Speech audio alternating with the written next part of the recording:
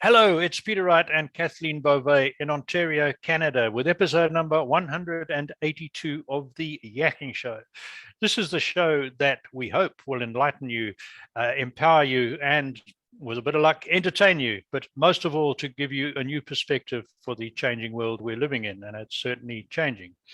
We always have interesting guests, and today will be no exception. I'm really looking forward to this episode. But it's not my job to introduce guests. Kathleen does it a lot better than I do. So let's first welcome co-host Kathleen Beauvais from Waterloo, Ontario. Hi, Kathleen. Welcome back. And how are you today? I'm doing great, Peter, and thank you for that intro. And thank you all so very much for tuning into our show. We so appreciate you, and we love reading your comments. So please keep those coming. And if anyone is interested in being a guest on our show, please don't hesitate to reach out to either Peter or myself.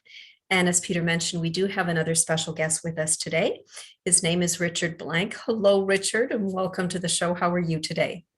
I'm doing great. Kathleen, Peter, I cannot thank you enough for having me as your guest on the Yakking Show today. Wonderful. Good.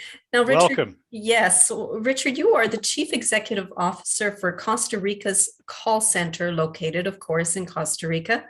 Can you tell for our audience, give us a little bit about your background and what led you to relocate to Costa Rica from, I believe, Arizona and start a call center? I'm originally from Northeast Philadelphia, and when I graduated high school back in '91, I doubled down on my favorite class, which was Spanish.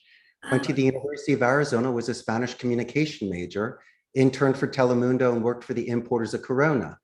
And post-grad, at 27, a really good friend of mine gave me an opportunity to move to Costa Rica for a couple months to teach English at his call center. Now, Kathleen and Peter, if you can get past your parents' guilt, you can live anywhere in the world. And I decided to take that 1 in a million opportunity. And I guess I shed some skin that day, and I was reborn, and I understood that I could have this amazing opportunity to make a life here and to grow. And here we are 22 years later. I'm happily married, have a business, and really just living a dream. Wonderful. Wow. Now, I know on the story you sent us about yourself, you said you had a lot of twists and turns. So what was it like to move to totally different culture, a different part of the world, different language, different everything, and set this new business up? Tell us some of the interesting stories you experienced there. Well, thank you, Peter. It was actually quite easy. First and foremost, I was able to master Spanish before coming here. Secondly, I knew to keep an open mind. So when you're a guest in someone else's country, a new continent with Africa, obviously you need to integrate and show respect and get these sort of positive reinforcements to let you know that what you're doing is the correct way. I'm not expecting anything. Once again, I'm contributing. And also, let's be realistic here. I needed to learn the labor law, so I needed a really good attorney. The best thing to do is have an accountant and have a human resources director assisting me, along with an IT department for specialists. So it would allow me to focus on what I do best, which is onboarding, training, motivating, and marketing. And so I could almost have a luxury trade and be a specialist. But Peter, when I was at my friend's center, I did not enter as a C-level executive. I was with the proletariat, thousands of Costa Ricans, and hearing the good and the bad, the happy and the sad, breaking bread with them. And for me, after those 4 years of working at my friend's center, I saw certain areas in which I can enhance the experience for the client and for the agent, especially the agent. Call centers, people burn out. They may look at it as a transitional job. Well, if you do empathy, and you give the agents dignity, and the best thing I can do is job stability and not compromise their ethics or values, I'm able to almost celebrate my 15th year in business in this competitive industry. And I always use the Chuck E. Cheese philosophy. If no one shows up at your birthday party, you have no friends. And as much as I think I have a huge company, if nobody comes here, I have no foundation. So I'm always looking to delegate, to promote, and to try to put wind in people's sails so I could be the last boss they ever have. Oh, well, really good. I got to just, you touched on me coming from Africa. I found coming to a new continent, new society that theoretically speaks the same language was fairly difficult, because there are two very distinctly different brands of English, as I discovered when I came to North America. So did you find the Spanish you learned at the University in Arizona, was it markedly different from the everyday Spanish in Costa Rica, or not really so? Well, you always have your local expressions Sure. and the slang. But if not only did I learn Spanish, but I spent my junior year abroad in Spain. So I was able to learn Castilian and Andalusian Spanish with the Vosotros form. Right. So I could, off the bat, even though they understood it, realize that I have structured discipline and put in the efforts to show this sort of good faith to communicate in your language. So obviously, it really added to my momentum and my first impression. But it's the fun part is learning the local expressions. And if you want me to tell you the bad words, I know those too. But, that's not what I'm here for. It is really more for the romantic language experience to see if I could properly communicate and express myself. And obviously you can build upon something like that. So. Sure. Oh, interesting. Back to you, Kathleen. So over the years, you've trained over 10,000 bilingual telemarketers. What makes you so successful at this, Richard? I think it's because I've been in their shoes, Kathleen. I mean, unless you have sat in a cubicle, made a cold call, gotten hung up upon, had a bad list, had to write a script. Really, it's the excellent way for me to show that empathy as well. And I always let them know prior to making a single phone call that learning a second language is 10 times harder than any account I'll put them on. They also say that I might be the first boss at a call center that knows their name, so immediately I establish that sort of respect. I believe in a gamification culture, so I collect plastic pinball machines and jukeboxes, so prior to making a phone call, at least they're playing pinball with me so it can reduce their defense and now they're contributing.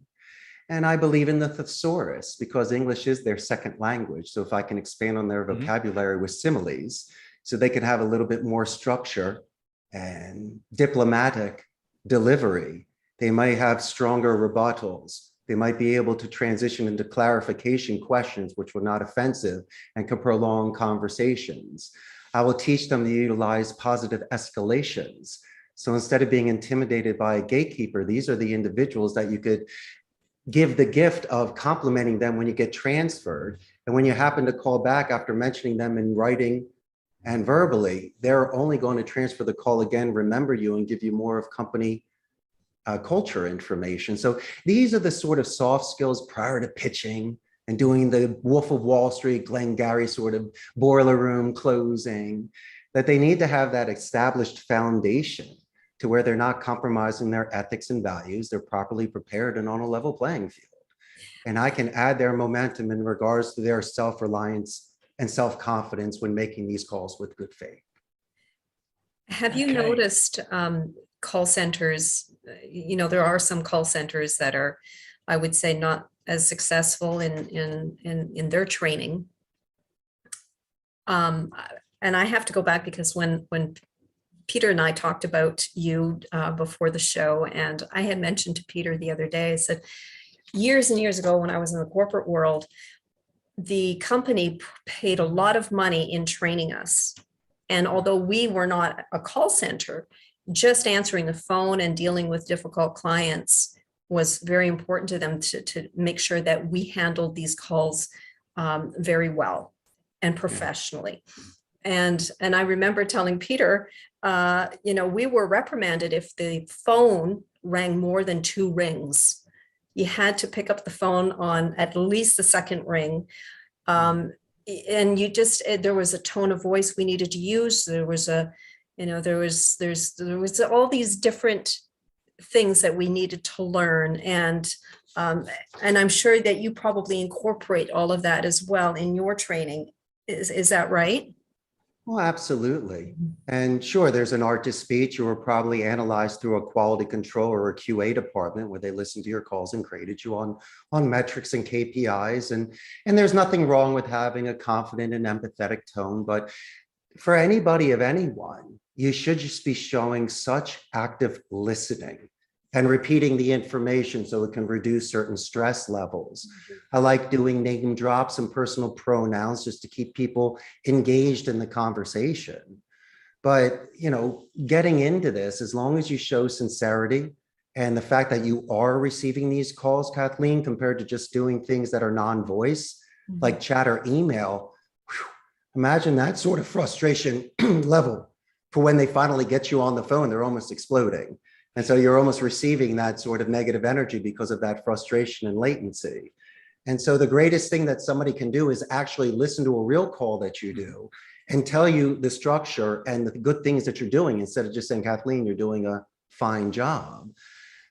These supervisors really, once again, have to put themselves in the agent's shoes. As much as you can put on a brave face, there are issues that are happening outside the office, which may be affecting your work performance.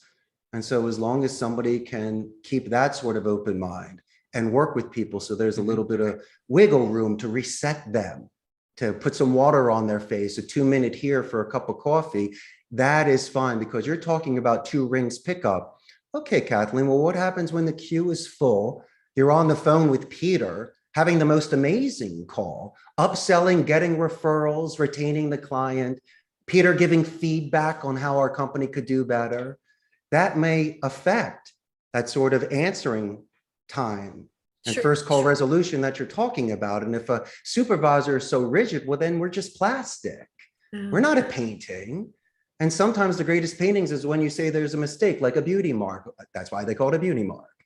So you should never rush an artist. Kathleen, my goodness gracious, you were raised to take your time and to not rush somebody when they're in the moment. So I understand where they're going from. Maybe they need to hire 1 or 2 more people because you're showing such empathy, or conversations are lasting a little longer than 5 minutes. I think that's an incredible sort of customer service department. So maybe that sort of adjustment I'd make, so you wouldn't feel that sort of pressure, Kathleen, because that would only throw you off a little bit. Interesting. Yeah, very good. Richard, what specific skills would you suggest companies that have had to pivot because of the pandemic or the virus? We know that a lot of companies switched a lot of their staff to working from home, and a lot of people are now interacting with callers for the business from home on the phone. Are there specific skills that those businesses should be looking at? I definitely think so. They should be opening more channels of communication because of the isolation. Call centers, besides having our internet redundancy, electricity, and immediate IT support, that's the brick and mortar. But come on, my friend, you know about Synergy, and we're talking about a very active, engaged, environment where people are professional speakers. So if I was sitting in between you and Kathleen and we're all making great phone calls, the high fives are in a plenty. And we're having fun and talking about it at lunch over pizza. And so I'm missing that, my friend. I loved walking the rows and stopping and giving you a thumbs up because Peter's crushing it, or listening to Kathleen get additional referrals. I mean, that's what makes leaders and aces and champions. And so when you're by yourself, sure, you'll save time and money and spend more hours with your family and have those comforts. But there is that sort of get up and go mentality of straightening your tie and fixing your hair and catching the train on time. When you get those things in motion, it's like dominoes. Those are the little things that when you come to the office, you're already in motion. And when you just roll out of bed and get on the phone, you might be off a little bit. So I can see the difference sometimes, Peter, with people like that. Yeah, I'm sure you can. Yeah, interesting. Very good. Kathleen.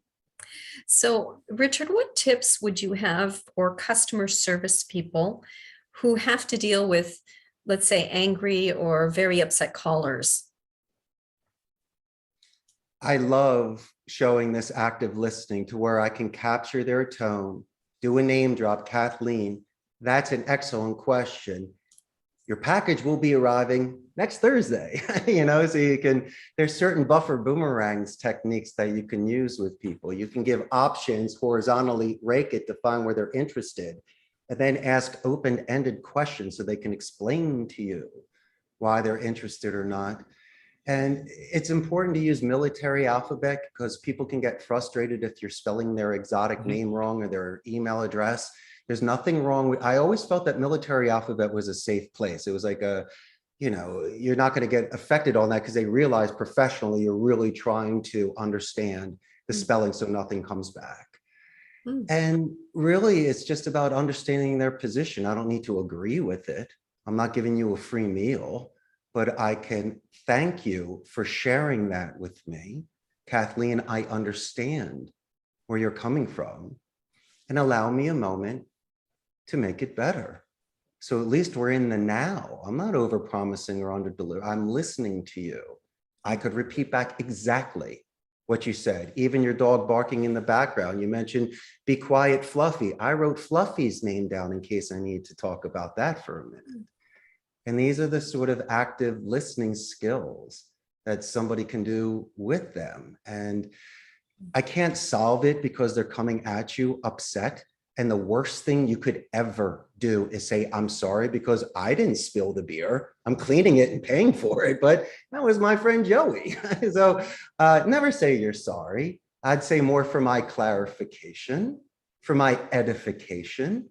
These are small swords you can fall upon to not let you feel offensive.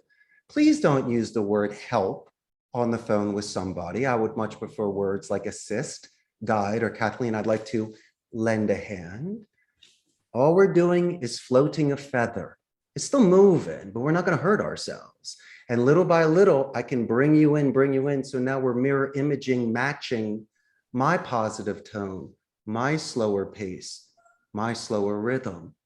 These sort of readjustments within 3 to 5 minutes can be done. So then the remaining 5 minutes of the call, you can fulfill the need and convert the client. And that would be my suggestion. Oh, and finally, excuse me, you and Peter make this look very easy. And I've read about your online marketing, Peter's Africa adventures. I think it's wonderful. And I only get to see 1/10 of 1%. Nobody knows the dedicated practice you two do to prepare for this. Prior to getting on, you were explaining to me all the different goodie bags that I would be getting by being a guest on your show today.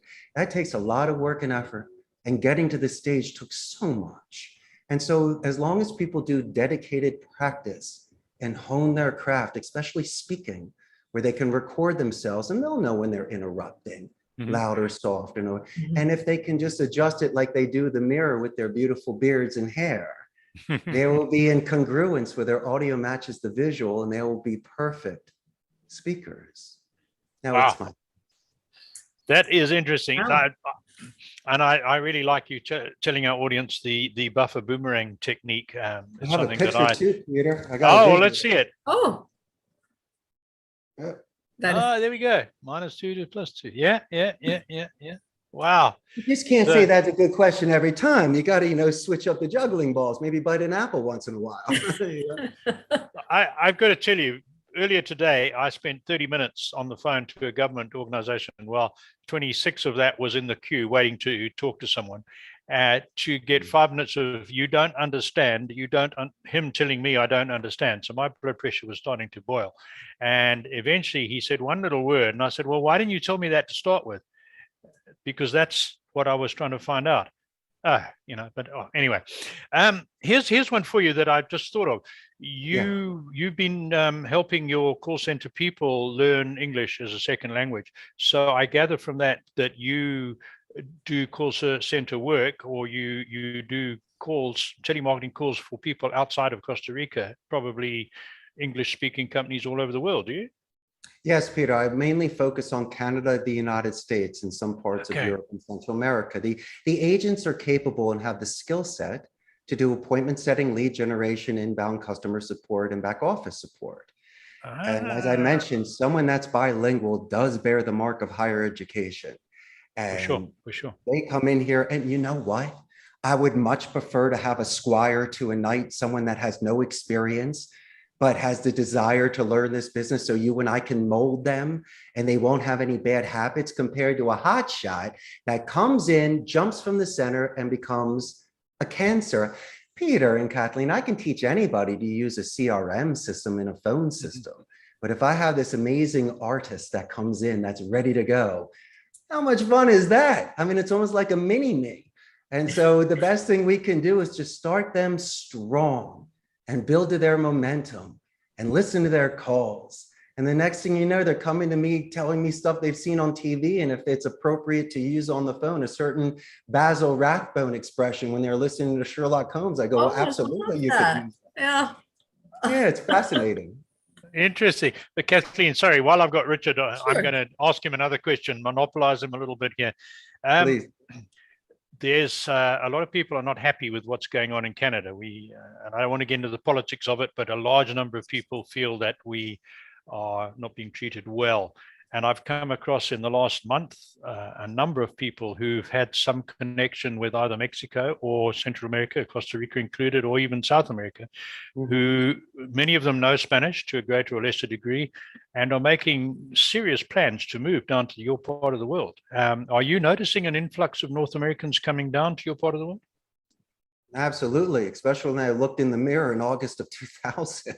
Yeah. Not a single solitary doubt, but please, if I could make any suggestion, and I had said it before, take the time to learn the language because it will help you acclimate better. Learn the culture, keep an open mind. There's long lines, there might be potholes, there might be things you may not understand. Have patience. Don't be the loud foreigner that's frustrated. Those are the ones that we try to shy away from. But oh no, the cost of living here is about a third. The temperature is wonderful. We have ecotourism, medical tourism, and there's such a beautiful Pura Vida sort of lifestyle where someone can really find themselves and not feel those sort of pressures that we may have. Because guess what, my friends, we are given so many opinions and careers are predestined for you, and there's so many expectations. And things that we hold dear and to such high esteem don't matter here, just like your experiences traveling the world. So you almost have to start from scratch. Yep. There's no home court advantage. Oh, for and I sure. think the three of us understand that. Yes. Absolutely. I'm going to jump in with an observation that in 2019, before the virus thing started, I took a little walk. There's quite a famous pilgrimage in Spain, but I took the route from Portugal. So I spent 12 days walking through small Portuguese and Spanish villages on my way to Santiago, living like a pilgrim in hostels. And I loved the lifestyle. The cobblestone roads and the odd pothole and the dogs running in the traffic and the kids playing in the squares, the plazas. And it was like going back to my childhood, which was a very long time ago, but with a more exuberant flair. So I think I could, and I speak French. I don't speak Spanish, but I speak French. So I think I could learn the language and adapt very nicely coming down to your part of the world. That's just from what you and others are telling me. You understand the spiritual journey, even if it's that one moment. Discussing years later, you grew from that. And I guess we all wanted our adventure to leave the castle and slay the dragon. And so as much as we can drink life and really experience it with those potholes, well, by all means, give me 1,000 potholes. I'd love to experience that. I have more than a doctorate in navigating potholes, having lived in Africa for most of my life. Believe me. Yeah, guys, I got to tell you, sorry. The cops will pull you over in Costa Rica if you're driving in a straight line because you're drunk. Because if you're sober, you're waving. You know? Zimbabwe was like that too, yeah. Kathleen, sorry, I've been taking your time. Back to you. That's quite all right. Quite all right. In fact, I have to read this one because it's a little bit of a mouthful, but I'd like for you to explain what you mean by phonetic micro-expression reading for mastering verbal tell signs. Thank you, Kathleen. I once again have another prop for the audience here. Okay. Can you guys see this? Yeah. Yes, and you might want to explain that for our audio, audience. Okay, great. You talk about micro expression reading, body language. You've seen shows like Lie to Me, and you can judge people's body postures, their hands, their face, object self-adapters, and so forth. But I believe that when you're in a controlled environment, like a call center, you're losing 3 of your senses, your taste, touch, and smell. Your hearing should be expanded. Don't say you can't see on the phone. I believe in image streaming, metaphysics, and books are better than the movies because of imagination. You can do descriptions and adjectives. Let's just put that aside. Phonetics is broken down into 4 different categories: tone, rate, pitch, and duration. Just for control's sake, when you do micro expression reading, you need a consistent variable for inconsistencies. So let's just look at communication in my mind of 30 seconds to 2-minute segments. And also it has an introduction, body, and conclusion for the full amount and for those sorts of segments. In my opinion, your consistent tone should be confident and empathetic. We mentioned that earlier. People also talk about a mirror imaging technique. Well, I think that's fine if you're matching someone's body language, but we're talking about sight unseen. So in my opinion, it's almost like Kathleen allowing you to lead the dance. I will follow along. So how fast and how loud you go is the rate and the pitch of phonetics, tone, rate, and pitch. And I can study how fast and how loud you're going. I will match that. Why? Because every 30 seconds to 2 minutes, if you're not consistent, there might be a spike or a dip. In my opinion, with a first-time conversation, this is the perfect time to ask clarification, a tie-down, rebuttal, or a clarification question. But don't kid yourself. People can easily manipulate a tone, rate, and a pitch. And in my opinion, the greatest tell sign phonetically is the answering speed, because that is subconscious. Why do you think the police asked the tough fourth question? So if you want to give yourself an insurance policy every 30 seconds to 2 minutes, it's not the semantics. I could care less what you say. Your tone is even eliminated as well. I completely focus on my XY chart, fast, loud, and answering speed, because I'm still listening to you.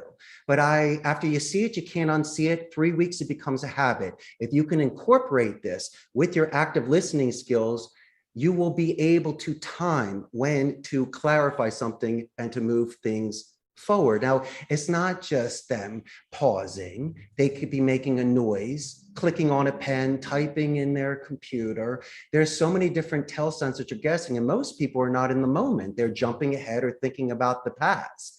A boxer, you put your guard down, you're out. I mean, it's almost like Chuck Wepner versus Ali. The guy almost lasted 15. I mean, got knocked down in the 15th. That's Rocky that we're talking about. And so as long as you are focused on this segment and you're listening, delivering, receiving, by active listening, you are using deductive reasoning to prioritize and be the rudder of your ship. It's the philosophy of Wu Wei. Why am I resisting anything? Allowing you to lead this conversation and to me to acknowledge it and to move it forward. That's how I can sell for time. That's where we'll be able to sell for information, to build a pipeline and get phone calls back. And I've seen that this is not offensive, it's assertive. And as long as you ask names during tie-down questions, beginning or ending of paragraphs, but using the personal pronouns like your and are, and giving it a quarter-second slide extension, then there are ways non-visually you will keep this person engaged in this conversation and be able to control it. And as long as you practice these skills, do not be surprised if you're making less calls a day because your talk time is too much. And then, Kathleen, I'm going to have to speak to your supervisor about that 2-ring pickup, because you're going to be on so many long calls all day long that the metrics are going to go through the roof. And they're going to think, what is she doing? And when they listen to the calls, they're going to hear the dance. And the fact that Peter and Kathleen are such experts in the art of speech, because I don't like non-voice. I think people need to communicate these days. And Absolutely. If you show this sincerity, you are going to be incredible at what you do. Mm. Excellent. Wow. Thank you. So, Richard, time is getting there. I have what I call my burning question, and I ask it of all successful people, and you are clearly well into that category, up head and shoulders into that category. So in your experience, is there a single characteristic or mindset or habit that would set successful telemarketers and businessmen apart from the average who struggle all their lives? And I don't just mean about making a lot of money. I'm talking about the balance, which we've been discussing during our conversation. Is there something that sets successful apart from the average? So much to add, but can I give you a supreme pizza? Let me give you a collage right now. Fortune favors the brave. And there's a lot of naysayers and gray believers out there. And if you believe in what you're doing with honorable intentions and you're still being responsible with your family and financially, then by all means, go for it and take your chance. Do your due diligence before jumping into something. Test the waters like I did with Spanish to see if it was something that I'd want to invest in, and if it was a certain sort of environment that I was comfortable in. And I also believe in building in momentum. We all have destinies. I do not want to live someone else's life. It might seem a little selfish, but once again, I'm feeding families. I built a business. I smile every day. What's wrong with that? And so you sometimes need to walk alone. Be the dreamer, have that forced march, and hone your craft. The moment that you're compromising your ethics or you're forcing a fit, it's not right. Then maybe just take a step back and stop trying to have Kathleen and Peter pull out a credit card. Why can't we just reschedule a meeting after showing credentials? Maybe me showing you through my own expertise, ideas about a call center, who I am. And so we can make nice, understanding your protocols, your structure, and my best bit of advice, positive escalation. If you get passed around a company, before you get to speak to the decision maker, you should write everyone's name down, because if you're mentioning Eric from the mailroom and Joey from accounting, I've heard people say, how do you know these guys? I go, they're the most amazing people you have working at your company. You know, they're going to talk about me at lunch. And this is what happens prior to a contract. So I don't need to be chumming the water with the sharks. Who's competing?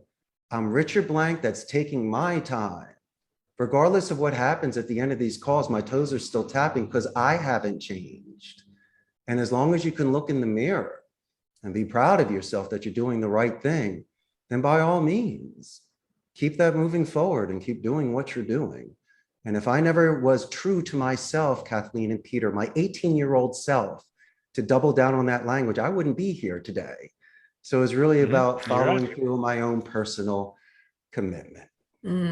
Personal. Wonderful. Thank you for that. Wow. Very good. Kathleen, back to you. Well, we are out of time, but Richard, how do people contact you? Well, I so appreciate that. They can buy a ticket and come fly down and visit me in Costa Rica. Oh, wouldn't we love to do that? Right, Peter? Yeah, that's going on the bucket list, believe me. For our second podcast, absolutely. They can call me at 888-271-6750 or send me an email at CEO@CostaRicasCallCenter.com. As generous as you are with all of your networks and social sites, we have an amazing Facebook fan page of 99,000 local Costa Rican Ticos. And when this goes live, you're going to get tens of thousands of new fans. And finally, it is a place to understand the pulse of the business process outsourcing industry in Costa Rica. We're north of Panama, south of Nicaragua, only democratic society in Central America, no standing army, 95% literacy rate, neutral accent. Companies such as Amazon, HP, Intel, and Oracle are here. So we pack a punch. Plus your buddy Richard's here. So I got a lot of suggestions for you. Wonderful. Richard, thank you. There's so much more I want to ask you. We'll have to get you back another time. Yes, but as Kathleen said, we've hit our timeline. So we've got to say goodbye to everybody. Back to Kathleen.